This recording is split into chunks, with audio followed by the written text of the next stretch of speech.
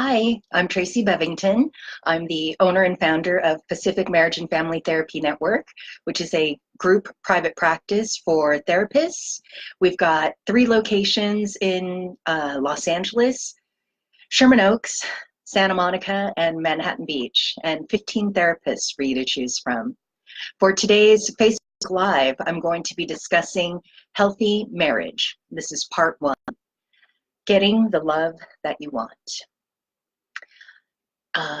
If you are joining us for the first time or you'd like to make a comment, please list yourself on the comment section. Tell us who you are and where you're checking in from. That would be great. And again, if you have any questions or comments about what I'm discussing today, please leave them in the comment section and we will get back to you either by the end of this program or definitely within the next day or so. If you are interested in joining our newsletter or you'd like to contact us directly, you'll also see a link at the top underneath the heading where you can be in contact with us. Alrighty, so we're going to get started. Oh, almost forgot. If you are joining us for the first time, please just double check your sound. Make sure your sound is on and your volume is up. Sometimes the default setting doesn't have sound. All right, so the first thing that I want to discuss is, what is love? How can you have love in a marriage or get the love you want if you don't know what love is or what love means to you? So what I did is I looked up in the Webster's Dictionary the definition of love. And believe it or not, there were like 16 different kind of definitions. And they were all ranging all over the place. So one was having strong affection for another, arising out of kinship or personal ties. Like, okay, I get that. Another one was having attraction based on sexual desire, that means love. Like, okay, I could see that. Next, I saw affection based on admiration, benevolence, or common interests. And I thought, oh, that one's a little bit interesting. I'm not exactly sure if I think of that as love, but maybe that's just my definition. When I think about benevolence, I think, okay, well, I'm not super religious, but people say, you know, they have a love for God or they have a love for whoever it is that they are spiritually connected to. So I could see that as like a benevolence. And then another one I saw said that love is a warm attachment. I was like, I don't even know what that means, really. Like, what is a warm attachment? So defining love is really difficult because to define it, you use a lot of other words that are not very concrete. It's not like when you're saying, oh, this is a pencil. And a pencil is, in this case, made of wood, and it has lead that runs through the center, and you sharpen the end, and you use it as a writing utensil. And sometimes it has an eraser on the back. That's not how you can define love. It's almost like undefinable. However, we all know what it is, and we all desire it. So it's something very desirable, but there's no real definition for it. So because people define it differently, love means different things to every single person. So what is your definition of love? Sometimes people say, or I have heard, that love is just a feeling. You just know it. You know when you are in love, or you know when you're feeling love because it's this feeling. Then when you ask for a little more detail about, well, what's this feeling? They might say, well, it's kind of like a warm feeling in your body, or it feels kind of like a tightening up in your chest. Or sometimes people say that it's such an overwhelming feeling that it brings tears to your eyes.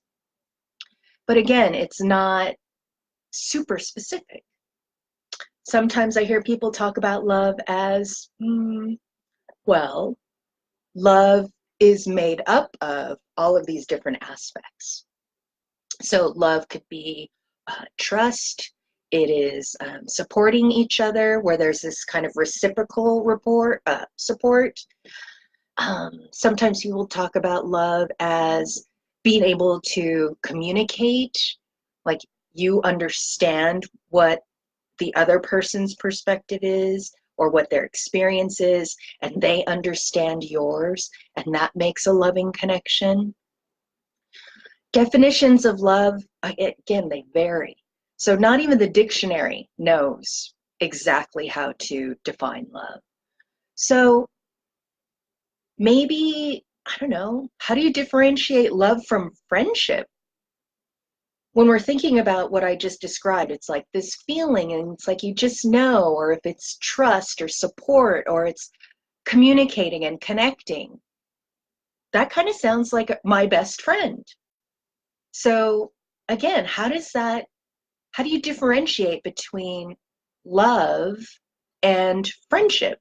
Or are they the same? Or are they at different levels of the same thing? Or I don't really know. Excuse me. So in order to get love, you need to figure out what love means to you. So next we want to discuss, well, how do you figure out what your definition of love is?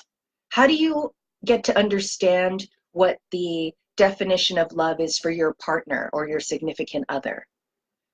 Because apparently there is no like rock solid definition. So far we've talked about the Webster's dictionary definition of love, and we've talked about how love is very difficult to define, and that it really is kind of depending on the individual. Each individual could have their own understanding or definition of what love is. So when we think about love for ourselves, what do you think about? Like if we replaced the word love with makes me happy, right? So what makes me happy? What makes me happy? Sleeping makes me happy. Eating coconut cake makes me happy. But that's not really the kind of makes me happy that I'm asking you to think about. The kind of makes me happy is when I'm engaged with another person, when I'm in a situation or I'm in a relationship.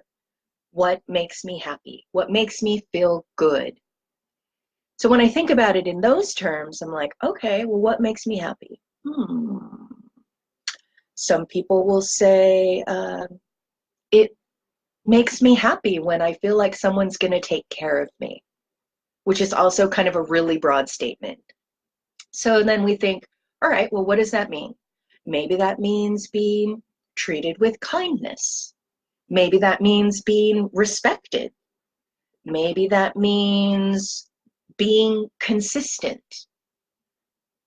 Maybe that means like receiving small gifts.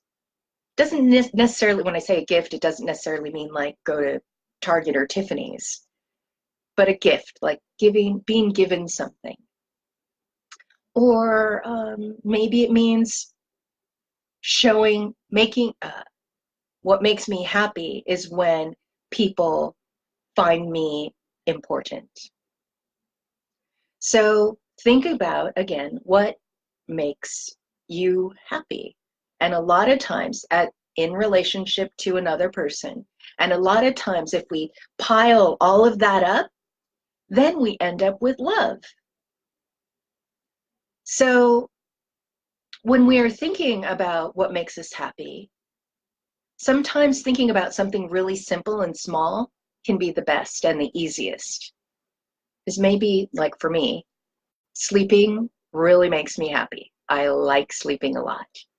So if I can get an extra hour of sleep and my family's not dragging me out of bed, my spouse isn't calling me lazy or making, passive-aggressive comments to me because I'm sleeping an extra hour, I actually feel loved. I feel like I'm loving myself, and I feel like, wow, they're actually understanding that this is important to me. And that feels good. Makes me happy. I think that might be love. Or feeling loved by them because they understand me. So it seems like then, when you want to get love out of your relationship, you have to understand what love means to you, and you also need to understand what love means to your significant other or your partner. Because when you are trying to get love and you're not paying attention to the needs of your partner, then it ends up looking really kind of selfish. And nobody feels love when the word selfish is being thrown around out there. So when you are thinking about getting more love in your marriage or more love in your life, we have to think about the definition. We have to think about what it really means to you or to me. How does it make me feel? Does it make me happy? And pile all those things up. Next, we have to communicate those needs, because that's what these are. These are needs. So before I go on, I want to, again, just reintroduce myself quickly. I'm Tracy Bevington. I'm a licensed marriage family therapist and the owner and founder of Pacific Marriage and Family Therapy Network. If you are just joining us now, please note so in the comments. Let us know where you're joining us from. If you have any questions or comments about what I'm discussing, please leave your comments and questions and I'll do my best to get back to you. If you are having any trouble with your volume or sound, just please double check. I believe that the default may be to like transcription. Alrighty, so how do you get to understand your partner's definition of love? A lot of times people think it's like a test, or it's like you have to guess. It's like, gosh, why not just ask them? It in an appropriate way. You don't necessarily want to walk up to your partner and say, what is love to you? They're going to be like, what? But if you're having conversation, bring it up. Gosh, I was thinking about what love means. So what does love mean to you? How do you know when you're loved? When do you feel love? We want to ask these kinds of questions so that we understand what their definition is. My definition is significantly different than my partner's definition. So ask, and then you'll know. It's not a test. This is kind of one of those things where you definitely want to like cheat if it is a test and get all the answers up front. Just get all the answers up front so you don't have to make a mistake or go through trial and error. Find out. And then make sure your partner really understands what your definition of love is. Because if they don't understand what your definition of love is, there's no way you're going to get your needs met. So, for example, if my definition of love is acts of service, which means I like it when people do things for me, when they help me out, when I can rely on somebody so that I don't have to do everything by myself. That's referred to as like acts of service. It's like things you do, actions. And my partner's definition of love is more words of affirmation. So he likes, words of affirmation and probably like physical touch. So he likes to hear that I appreciate the things he's doing. He likes to hear that he's a good dad. He likes to hear that things are going well. He also really appreciates getting hugs all the time. That's also a way that lets him know, right, So when he hears the words of affirmation, when he hears or he feels the touch from a hug, that gives him a feeling of being loved. Just like when someone, I don't know, does the dishes and I don't have to ask, I'm thinking, wow, like I feel loved. Like, wow, you're taking care of me. That's awesome. So if someone were to be giving me hugs all the time, I would probably think, whoa, like this person's kind of needy. What's going on here? Because it's not my love language. So if you are understanding your definition of love and trying to understand your partner's definition of love, you will find more love in your relationship together. Now, this doesn't just happen automatically. It always takes work. So if you are understanding each other's needs and understanding each other's definitions of love, then the hard part comes in. Then what do you do with it? Well, part of it is being mindful. Just be mindful and pay attention. If you're in a situation where you can give your partner a hug because that's how they feel loved, take advantage of that every now and again. The more your partner feels love, the more love they're going to give to you. It's also not crazy to ask for love. Like, let's say part of acts of service is that I feel loved when my partner decides, without me being involved, to schedule a date night.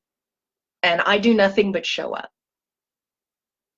Well, if he does that for me, then I'm a lot more inclined to give him hugs, maybe even have sex. Like it's all related.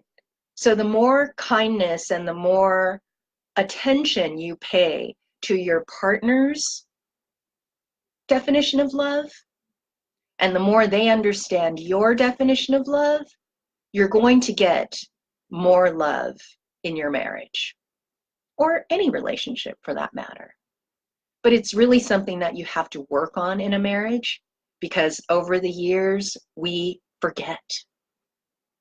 At first, we're running on a high where that love seems to be much more physical. You just have that feeling and it's like exciting and things are changing and moving quickly. And you get to do a lot of things because maybe you don't have kids yet. And then over the years, especially 5, 10, 15, 20 years down the road, it's not as easy. The going through life might be easier, but it's not as easy to find that love, to feel connected. So be mindful and really try to take advantage of those small moments when you can get love for yourself and when you can give love to your partner. I like to kind of think of it as like catch each other doing things right and take advantage to get more love. I talk about this with parenting too. Catch each other doing things right. It really shifts things and you will find more love. So be sincere, keep an eye open for opportunities, give your partner what they need so you can get what you need, and everything's gonna come circle around and you're both gonna feel better in the relationship and you're both gonna get the love that you want. So in closing, I'm Tracy Bevington, licensed marriage family therapist and owner and founder of Pacific Marriage and Family Therapy Network. We were just discussing healthy marriage, and this is part 1, where we're talking about getting the love you want. We talked about the definition of love. We talked about, well, the standard definition of love, the definition of love kind of in general, and then how we as individuals define love. and how with those definitions of how we define love, we can communicate with our partner so that we can get our love needs met and find more love in our relationship. So I very much appreciate you joining me for today. Please join us next Thursday and every Thursday at 1 o'clock Pacific here for our Facebook Live presentation. Next week, we'll be discussing Healthy Marriage Part 2, and we'll be talking about healthy conflict. Isn't it weird to think that those two words go together? Healthy conflict. Thank you very much, and I hope to see you next week.